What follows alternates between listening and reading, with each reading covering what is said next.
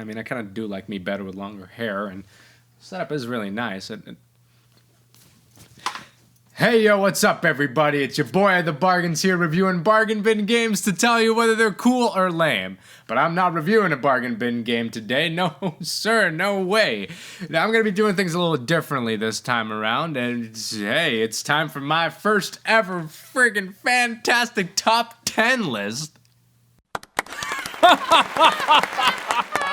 When I know that the whole internet is riddled with these videos, I mean, honestly, who hasn't seen a bunch of these around?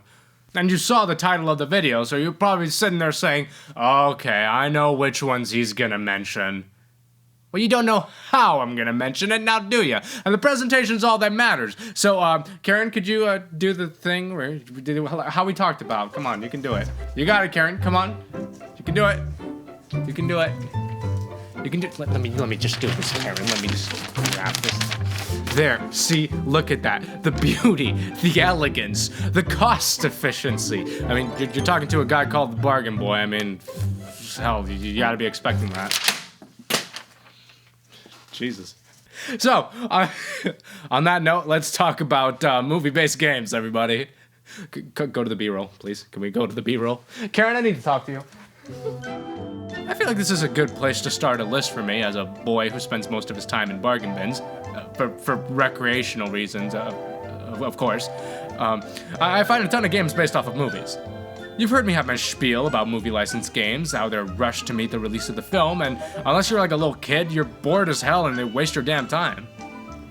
By the way, little kid watching the video, I mean, thanks for your view and all, but could you just like mosey along now? Because this video is for adults, such as myself.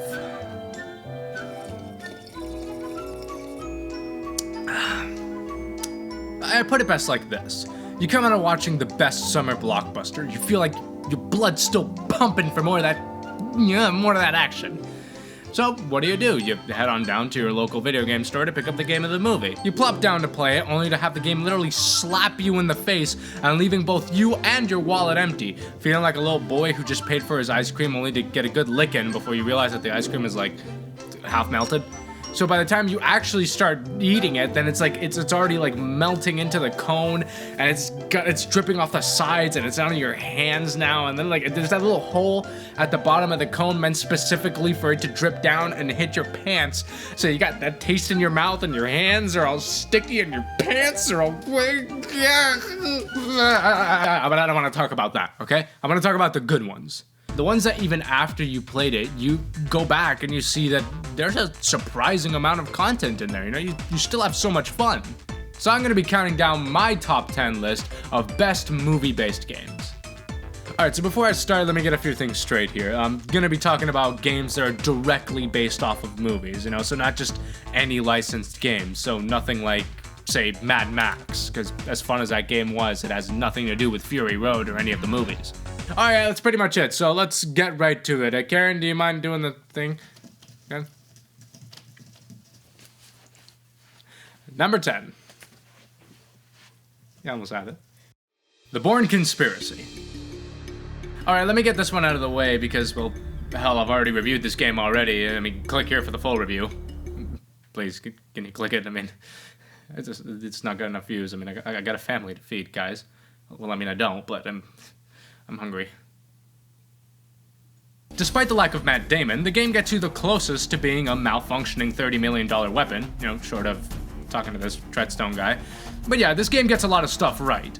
From the badass Bourne takedowns, to recreating iconic fights, to having that Paul Greengrass aesthetic. The Bourne Conspiracy is pretty worthy of the name.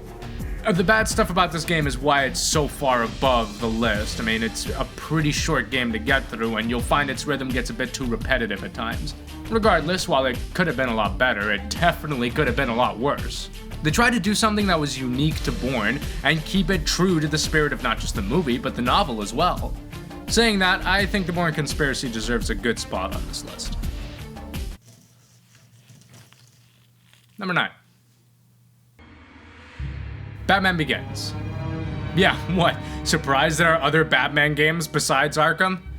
So you think because your mommy and your daddy got you Arkham Origins, you think you know about the side of bad Batman games. Well, the fact is, you don't, kid.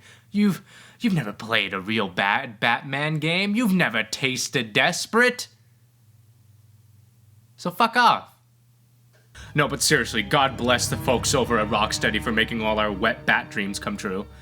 Well, not that I have wet bat dreams. It's just that, I mean, I had a little Batman toy as a kid, and I just, but you know what? So Batman Begins, all right? So it was the closest thing you got to being Batman back then, okay?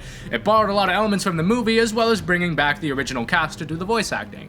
Though that's not quite as good as its gameplay, and in traditional Batman fashion, the game was split into stealth and fighting segments. It carried the familiar tactics that the Arkham games are so famous for, you know? You don't just rush into a room that has an armed dude in it. You gotta plan it out. You gotta find out a way to take all these dudes out with a variety of gadgets. Of course, the thing is, we've been spoiled rotten by these Arkham games that people are gonna play it now and they're gonna find out that all of these are mostly scripted or they're streamlined, you know?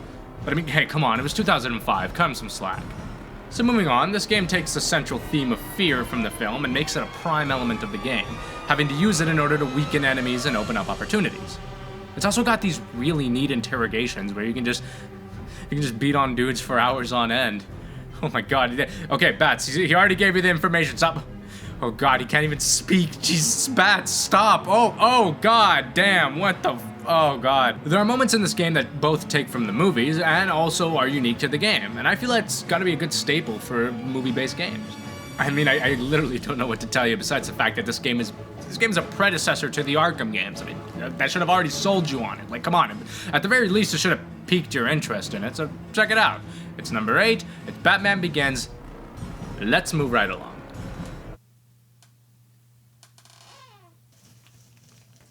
Number 8. The Matrix Path of Neo. Here's one that's gonna be a little weird with people, mostly because I know a lot of them didn't really like this game. Playing it recently, I can see why. Just, oh god, what the, but you know what? I like this game, ants and all. After suffering through the bore that was Enter the Matrix, okay, well, I'm only half kidding. I mean, I did enjoy the live action bits, but that doesn't pull from the big question I had while I was playing. When can I play as Neo? Path of Neo came out in due time before I reached a stage in my life where I had to go, okay, I guess I have to hate every Matrix movie past the first one. But anyhow, Path of Neo never felt like a simple retread of the movie's plot. I was surprised to find how much it actually expanded on the story. The game offers a lot of that ass-kicking kung fu action, and the devs do well to recreate the scenes from the movie perfectly.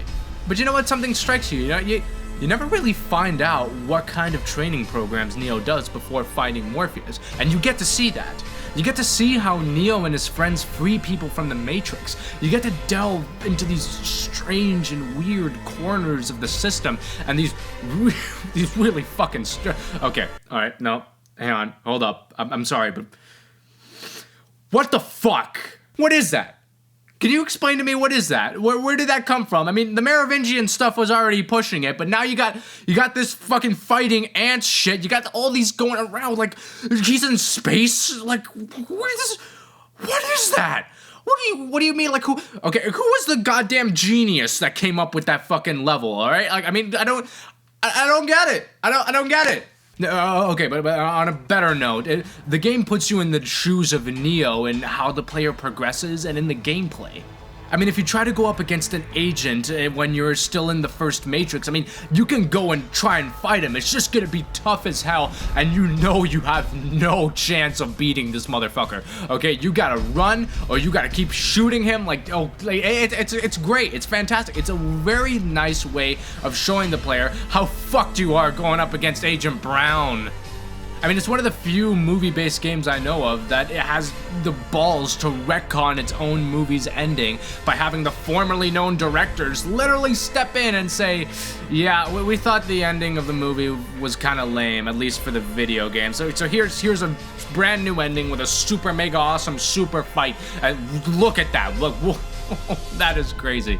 Oh god, the devs were on something while making this game, man, I swear to god. But anyhow, this game may not be everyone's cup of tea. I mean, I certainly enjoyed it as a kid, and I certainly enjoy it now. It's pretty fun, the fights are fantastic, the combos are great, it's flashy, it's all nice and kung fu-y. It's pretty damn fun. I really recommend you play this game. Number 7. I'm pretty good at this.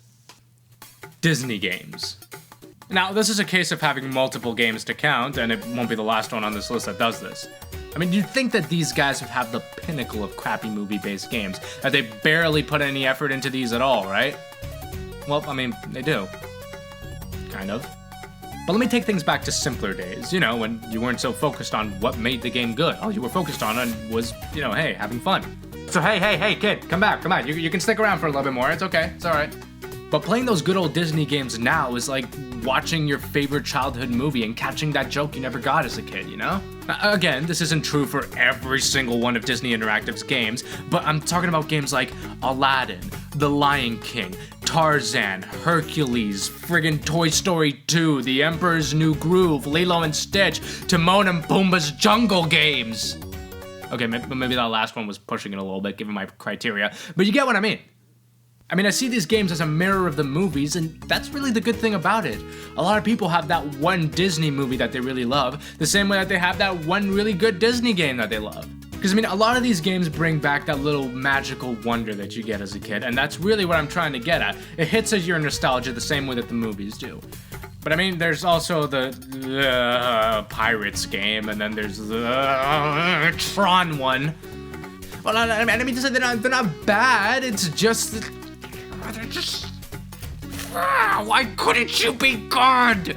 Why couldn't you be good? You were supposed to create the perfect system. Anyhow, the games are able to yank on those nostalgia chains the same way that the movies do, and that's why it's number 7. Number 6. Oh, shit.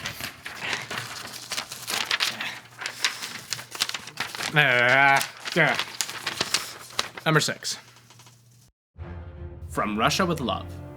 Once again, another one of those that may not strike the same chord with many people. From Russia with Love sees Sean Connery reprising his role as, you guessed it, Alan Quatermain from League of Extraordinary Gentlemen. Jesus Christ, okay, it was a joke, alright? James Bond, fucking psychopaths. I mean, what's better than playing as the classic Bond himself in a classic Bond film? I mean, not being shot at is a start. But yeah, From Russia with Love did a good job of recreating scenes from the movie, giving you control of the super Aston Martin spy car, while also giving you a good range of usable gadgets. Well, one can argue about the shooting mechanics in the game, but I personally didn't mind it. I always saw it as a video game with a nice marriage of old-school Bond aesthetics with a modern edge of third-person shooters to it. Well, I mean, as modern as it was back then. Top that off with a nice little multiplayer, and you got yourself a sweet game based off the movie. You know, even if the movie did come out about 50 years ago. You know, back when Sean Connery was still relevant. Yes? That's for blasphemy. Number 5. Peter Jackson's King Kong, the official game of the movie. Well, now that's a long title, but hey, not exactly inappropriate. Now here's where we start getting to the real good ones. I remember when I watched this movie as a kid. The mystery, the wonder that was Peter Jackson's King Kong. The build up to our giant ape hero and seeing him in action made me want to play the game and experience the gritty animalistic violence that somehow my parents let me watch as a kid. What did the game do instead? Remind me of the fucking repulsive and oh god, what the no, the fucking bugs everywhere. Oh god. But seriously though, what makes King Kong so awesome surprisingly isn't, you know, King Kong. If you can get me to feel the same things I did when I watched the movie, then you're damn well doing it right. Not just the cool Kong moments, but the freaky intense bits for the regular size folks. I think it's something that I admire so much about this game. They could have just gone with a few lazy levels of Kong and called it a game, but they went the extra mile to have the player as Jack Driscoll and make you brave the scary-ass Skull Island. Alright, let's be real. Any game that has you fighting alongside Jack Black is a big plus, but I had a really hard time getting through this game. Not because some bits require you to use your brain or because it was hard or anything, but because it was so fucking freaky with the goddamn centipedes and the bugs. They come out of nowhere and they make no fucking sound. It's a borderline survival horror game. Ammo is scarce, shit pops in out of nowhere, it's dark and it's creepy and it's scary. But the Kong parts kick absolute ass. I mean, it's another one of those games where the player is put in the character's shoes through the gameplay rather than done through cutscenes. And really, that's what the players want after seeing the movie. You want to feel like the characters. And like Path of Neo, this game also has an alternate ending where you get to fly a plane with Jack and Englehorn and defend Kong on the Empire State, and then you bring him back to Skull Island, and that's probably spoilers. And again, let's be real for a minute, the game's graphics haven't aged well, but they're still okay, alright, okay, so it's a cool game. It's phantasmagoric. It's amazing. Alright, fucking, but don't show that again, fucking bastard. Number 4. Star Wars Episode 3: Revenge of the Sith. Say what you want about this game, but it is badass. Now, I had a hard time trying to figure out whether number 4 should be Star Wars or King Kong, but I gotta admit, I'm a little biased on that end, so there you go. I mean, it's my list, not your list, so shut up, fuck off. But no, I didn't mean it, please, no. One word. Lightsabers. This and the Jedi Knight games are my favorite lightsaber fighting games. Episode 3 may not have the same methodical controls of Jedi Knight, but it brings out all that flashy entertainment that the prequels are only good for. Come on, those fights are awesome. I mean, as much as you hate the prequels, you can't say you weren't at least entertained. The controls in this game are super tight, opting for a more hack and slash kind of game, and it feels so good to pull some of these tricks off and combo it up with some force attacks. Even the saber-to-saber combat is flashy and fun, utilizing counters, traps, and breakers to kick some Sith or Jedi ass. The levels throughout the game are nice and lengthy, with a good variety of enemies to smack down, and even throwing in some new characters. But I think my favorite aspect about this is the multiplayer. God, I love seeing the different styles and mannerisms that each character has, and the smack talk between the characters. I mean, they go the extra mile with the smack talk here, and it's fantastic. I need only one blade. You've shown me one thing. I'd better stay in shape. You're my opponent? Is this a joke? I mean, the only bad thing I have to say about this game is there was a missed opportunity with the co-op. I mean, they throw in some neat separate missions for the co-op, but I felt it would have been better if they had integrated these into the single-player missions, finally ending with the two couch friends trying to kill each other. I mean, the game has an alternate dark ending too, so it just seems like it could have been in the bag. Just imagine it. You guys have been playing co-op for so long, and then right at the end of it, you have to fight each other, and you get a dark or good ending depending on who wins. I mean, it's a missed opportunity, but regardless, Star Wars Episode 3 is badass, flashy lightsaber fun. Alright, now we're starting to get to the really sweet ones. Number 3. The Lord of the Rings: The Return of the King. Yeah, you know how I said that Episode 3 should have had a more co-op? Well, meet Return of the King, a game I feel you can't really play unless you've got a fellow next to you on this shit. Don't. Okay, you might be thinking that it should be higher on the list because it's only enjoyable when you're in co-op. What I mean to say is that the game is best when you have a fucking friend right beside you, you piece of shit. No, what I mean to say is that the game is at its best when you have a friend right beside you. Because you can still blow through this game by yourself, and while some levels will be straight up hard and challenging, it's still doable. This game's got fantastic sword fighting, orc chopping, urukai slaying, spider stabbing, and circus killing action. But yeah, the game is fun as hell, especially given the fact that you can play as any Fellowship character depending on their story, and hell, you can even replay them as some different characters in different stories when you beat the game. So you can play out your Lord of the Rings fantasies by racking up points as Gimli and Legolas, or coming to your dumbass Frodo's rescue as Sam. You can even smack the hell out of dudes with Gandalf, Ian fucking McKellen, yeah, it's so awesome. Oh yeah, there's also this. I mean, come on, that was mind-blowing back in the day. It was just like, whoa, I do technology. What else can I say other than it's fun, it's faithful to the movies, and it's a really good time to play with your buddies. Return of the King leaves you with plenty for the two of you. May the best dwarf win. Yeah, can you hit me again? I don't... Number 2. Wanted, Weapons of Fate. Young Xavier curving bullets. I guess we really know who killed JFK now, huh? Sure as hell wasn't Eric. I mean, for me, it's fantastic. It's a 10 out of 10. Brilliant. Okay, no, yeah, seriously, who the fuck am I kidding? It's this fucking game. You knew it was gonna be on this list. It's on every single person's list. And to me, it's a game that perfectly puts the player in Spidey's shoes in the second movie. Spider-Man 2 is my favorite Spidey film so far. I love seeing superhero movies that show the weight of being a hero, of where the balance is between your personal life and the swinging tights nightlife. To not reiterate what other people have said already, the biggest strength in this game is how well it conveys the story of Spider-Man 2. It puts you in Peter Parker's dilemma so well. Right from the get-go, Peter's late for Dr. Connor's class. He got so caught up in what he was doing, he forgot all about— Yeah, you know it. I mean, you're busy with one thing and then your entire objective changes because Peter already made plans. Even more so, you've got to help people out on the street, and then while you're doing it, there's another crime that's happening that you have to stop. It's that matter of choice that's in your hands. It has amazing new levels with Rhino, Shocker, freaking Mysterio, and even Black Cat, which I think would have fit so well in the movie, like tempting Peter to embrace his dark side. No. We're not going there. I mean, you guys are probably tired of seeing this on lists all the time, but yeah, to me, it always boils down to how well the game was able to tell the movie's plot in a deeper fashion. I mean, it says something when I prefer how the game tells the story rather than the movie. Oh man, I love it. I bet you were expecting that one to be number one, weren't you? Well, the next one may surprise you. Get up off of that chair. It's time for the number one. You know what? I'll get it myself. It's fine. It's time for the number one best game movie of number one. The Harry Potter games.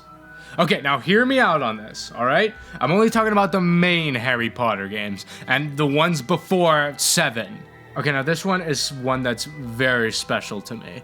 Growing up, I always had these Harry Potter games as a kid. I mean, I was one of those people who grew up with Harry Potter, and fortunately, I got to play all of the games as they were coming out, and it was such a great experience for me. What used to be this simple, fun, childish, and cartoon little Harry Potter game in Philosopher's Stone turned out to be this great, vast, open world of Hogwarts and Order of the Phoenix. For me, that's the biggest thing about it. Say what you want about the Harry Potter games, but growing up, I felt that the games were also growing up with me. The games have all the magic, they have the action, they have the mystery. There's always a sense of mystery when it came to these Harry Potter games. You had to find the Birdie Bots every flavor beans, you had to find the wizard cards, you could find all these crazy stuff in those games. I mean, because let's face it, there was nothing really about the fourth one that was explorative either, because it was all about the Triwizard Cup. I mean, you guys may not feel the same way about this, but for me, that was the magic of Harry Potter games, and that's why it's number one. It was an entire experience growing up as a kid. I still go back and have a lot of fun with them now, and I don't know, there's really not much else I can say about it. Just the main Harry Potter games will be my number one best movie-based games. So that was my top 10 list of best movie-based games. I hope you guys enjoyed it as much as I did. I mean, like, I got hit in the face a couple of times. I guess somebody's enjoying it. I'll see you next time on the next Bargain Boy, where it's going to be a fully fledged review, and be on the lookout because maybe one of these games is the next review. Catch you guys later. As you know, I'm the Bargain Boy reviewing bargain bin games, and I'm late for Dr. Connor's class. I grabbed the wrong one. What a bastard. I'm an idiot. Goddamn, I'm a failure. Duh. All right, turn it off. We're done.